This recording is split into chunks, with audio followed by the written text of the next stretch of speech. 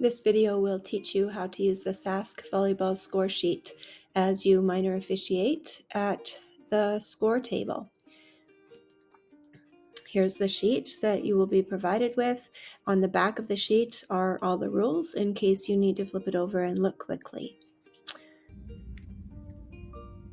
So we know from the top of our schedule that this is happening in Lloydminster, for our example.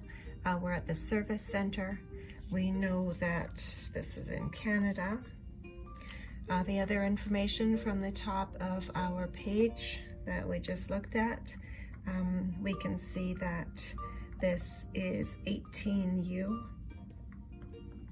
and also that this is women. You can also see the date of the game that we're playing. We can also see the pool or the phase. This pool is the F pool, and the match number we can see is 25. This information, if you don't have it handy on your phone, should be taped to the scoring table that you should be able to find. Add the scheduled start time, which in this case, if you look on the schedule, is 12:30.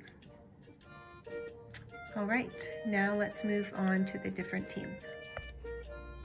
Game 25 is F2 versus F3, starting at 12:30. We've already established that. So you should see that Regina QCVC Elite is warming up, as well as Saskatoon Husky Select. I'm not associated with either of those teams. I just picked one random game off of the schedule. So those are the two teams. And so you'll see them warming up, and their coaches should come and give you stickers to place here and here. And voila, the team stickers are now on here. And the coaches, at the time when they stick the sticker in, if they don't do it themselves, you will ask them to sign here and to sign here. All right, now they haven't given us our lineups yet. We're gonna assume that this, on this side, when they give the sticker, their title should be at the top. But this is Regina QCVC Elite, and this is Saskatoon Husky Selects. Probably they have stuck the stickers on the side of the court that they're warming up on. You need to assign them 3 letters. Sometimes it'll work out. I'm associated with the Watrous Volleyball Club, WVC, nice 3 letters. Unfortunately, our teams here don't really have 3 letters to deal with. This is QCVC, Regina QCVC Elite, maybe RQE. And here, Saskatoon Husky Selects, let's do SHS. You can ask the ref what initials they want you to use. Until the ref has flipped the coins with the team captains, you are not going to write in A or B.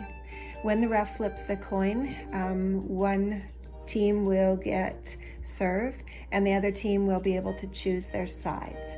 And at that point, they can flip sides if the captain wants to. I've never seen it done, but once that's done and you know that this team is staying on your right, they will be team B, and this team is staying on your left, they will be team A. Once the captains have flipped the coin with the referee, they will also come to the score table and you will ask them to sign here and circle their number. Let's just say Paula, number 8 is the captain here.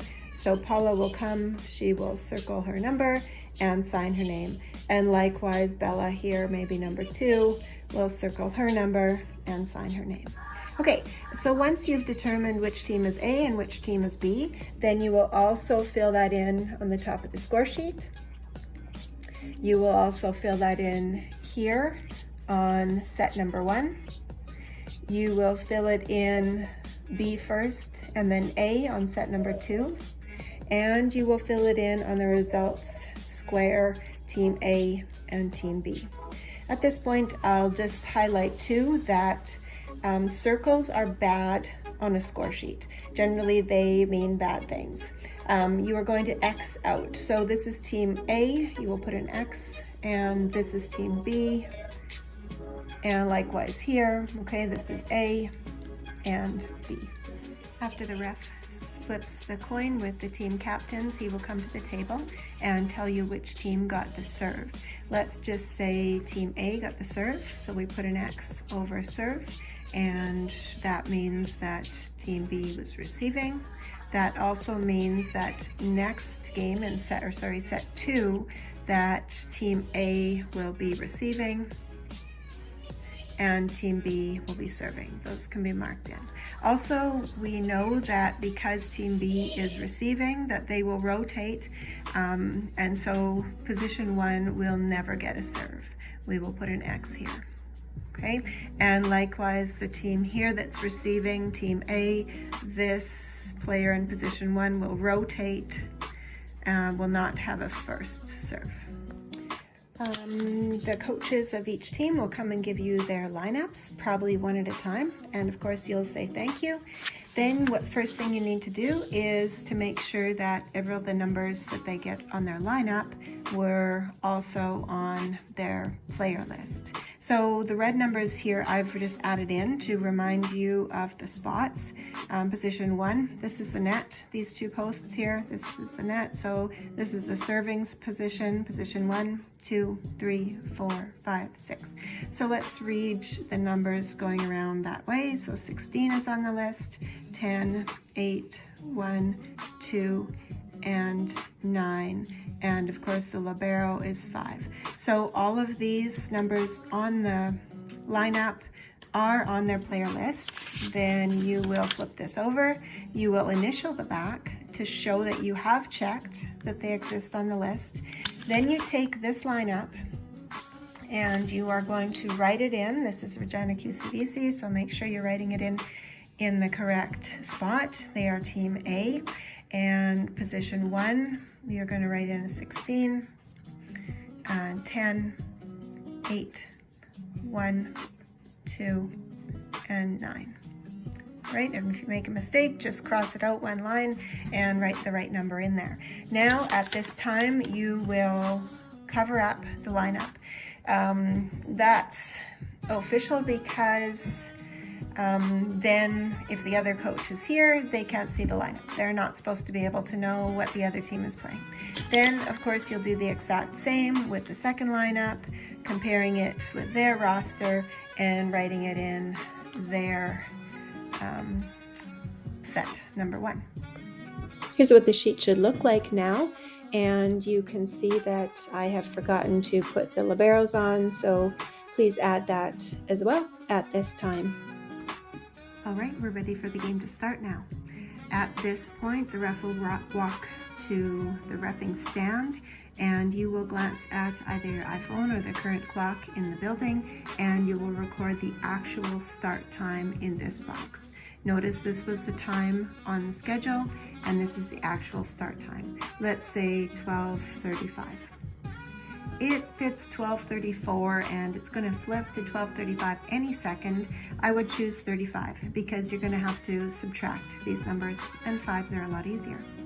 Okay, so the ball goes to number 16 because this team A is serving, and we will put a dot here. Some score people like to keep a finger on the square that is currently serving. This does work. You can do that if you want. There are times when the ref comes down and looks at your score sheet, turns things around. Maybe there's a timeout, etc., or you get a text during a timeout and you take your finger off. If you put a dot, it's just obvious. Then you don't lose your spot with your finger, etc. I was taught a dot and I would recommend a dot. All right, so number 16 serves, and let's just say she serves an ace. She will get 1 point. Now, it's important that you don't score keep. I mean, you keep the score, but you don't decide who gets this point. Your eyes go to the ref, and she awards the point, and then you cross it off.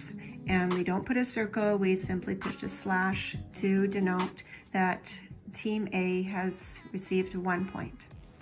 Okay, it might look to an ace, like an ace to you, and so you mark a point, but in the meantime, maybe Team B touched the net, maybe Team B was out of rotation. There can be multiple reasons that you didn't see why Team A might not get a point. So make sure you're looking at the ref and awarding the points that she gives. This avoids errors on your score sheet.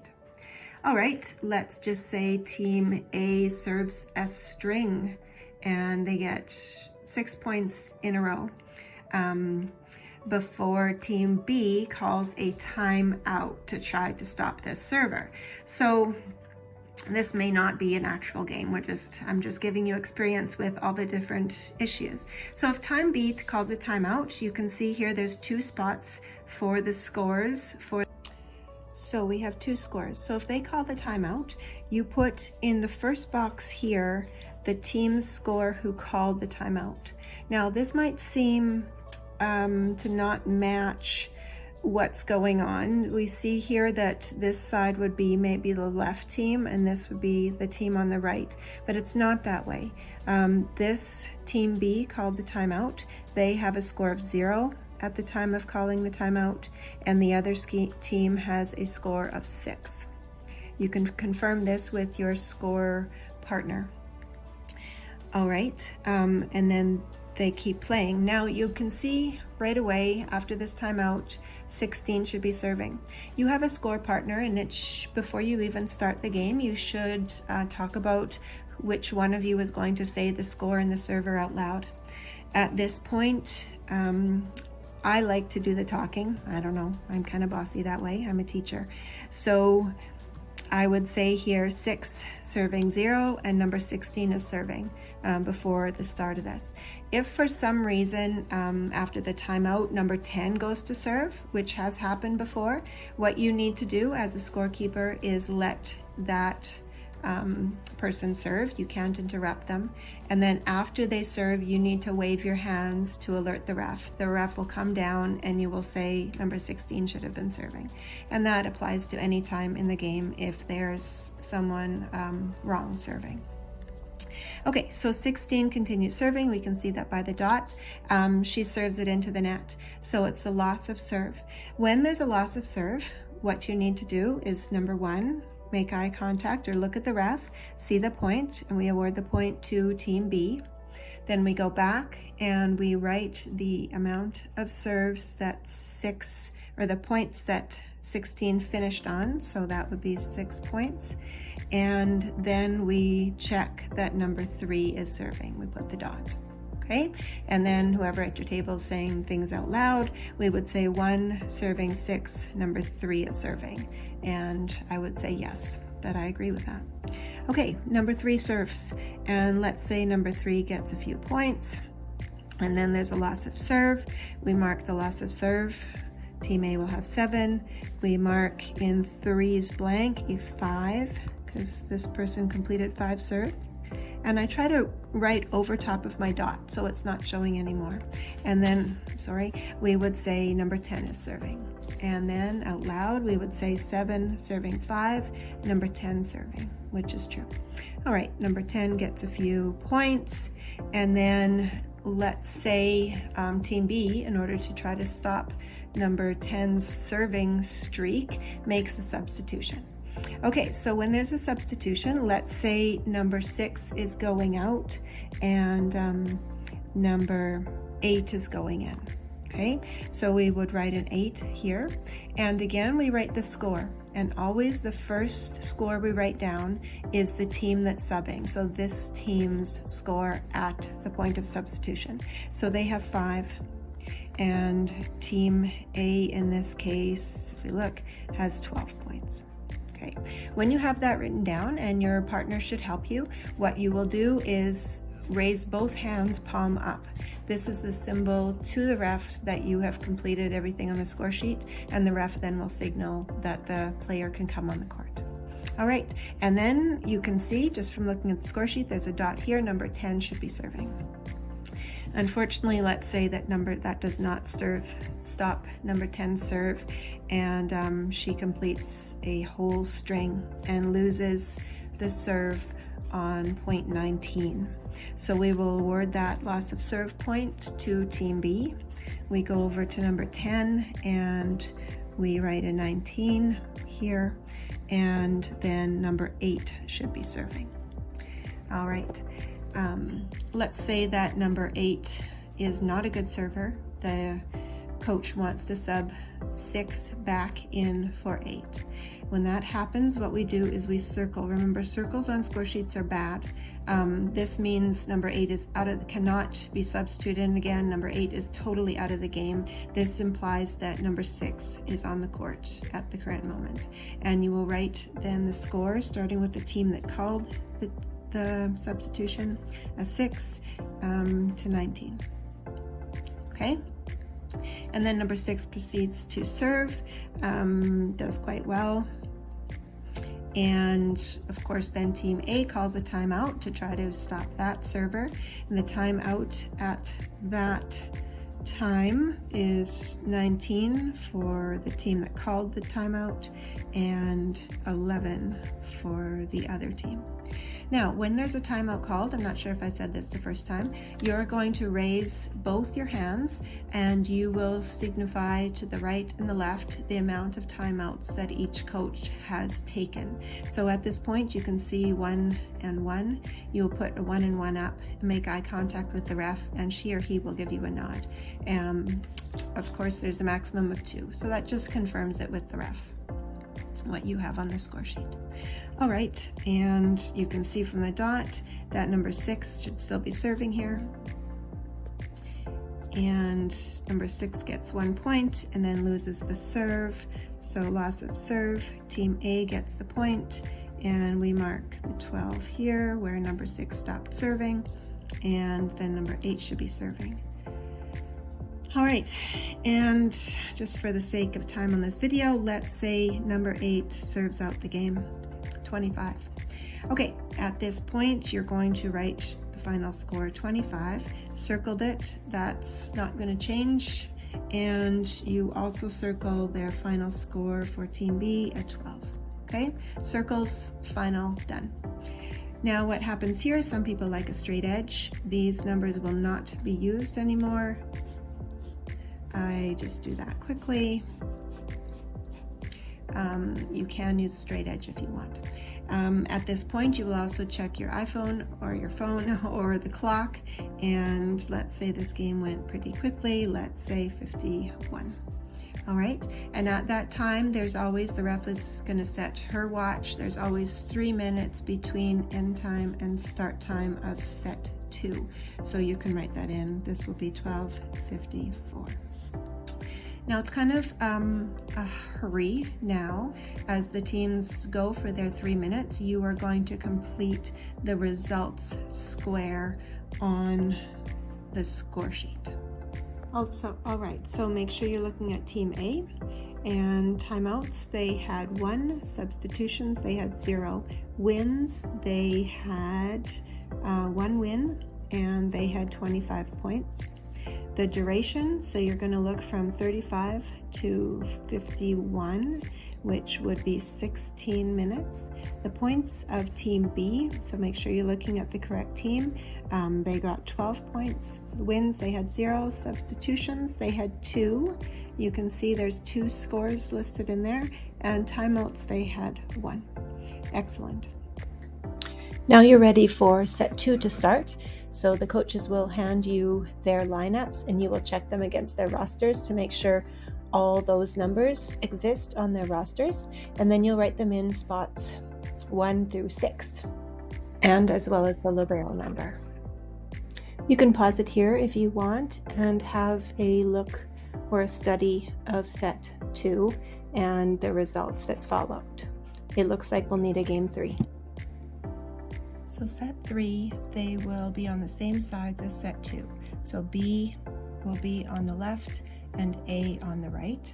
It'll also start 3 minutes after the set 2 ended at 1:28. So you can do that, fill in the lineups, etc. It'll kind of be a rush here in between set 2 and 3 because there's lots of paperwork. The ref needs to meet with the captains, etc. You will again denote who has served and who receives. So here's what it looks like filled in. We've got B on the left, the same as we did in set 2, and on the right we've got team A, which I forgot to fill in. It looks like team B got serve, and you will also, they will trade sides at 8 points. So team B goes here. And I like to take my phone or something and cover up this, and then when they flip sides, I will cover up this score, because team B continues with the score then on the right once they trade sides. And everything's ready to go on the score sheet, and the ref starts the game. Now you can see here that team B, number 3, is serving because of the dot.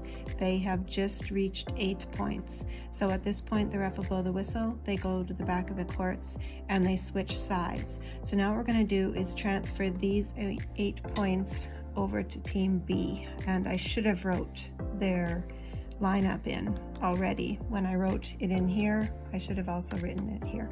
I'll do that. But we're going to transfer the 8 points. So we transfer 8. And this is team 3, and I will put the dot here to show that person 3 is still serving. All right, I just want to show you one thing here that we haven't covered. So what has happened here is 2 was serving. You can see that from the dot. She missed her serve, which gave them the winning point. You can see they've got 15 crossed off. So we know here they got to 9, and 9 is the final, 2 was serving. But here, 4 was never serving, but we still write the 15, the final score here in that spot, even though she didn't get to serve. And then we'll cross these all off with our hourglass crosses, and we will write the final time in here and post the results in here.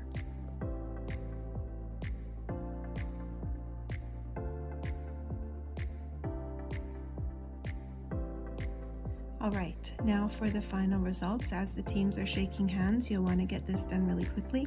So you're putting in the totals in the bottom row.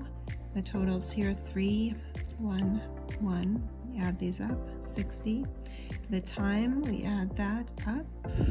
It's exactly 60. The points, 55, 2, 4, and 2. And then the match starting time, you can go back to the very beginning, was 12:35. The very end is 1:41.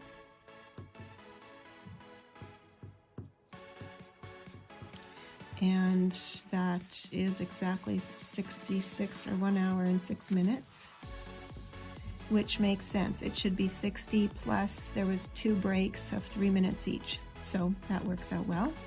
And then the winner here with the most points is here. Sorry, not the most points, the most wins.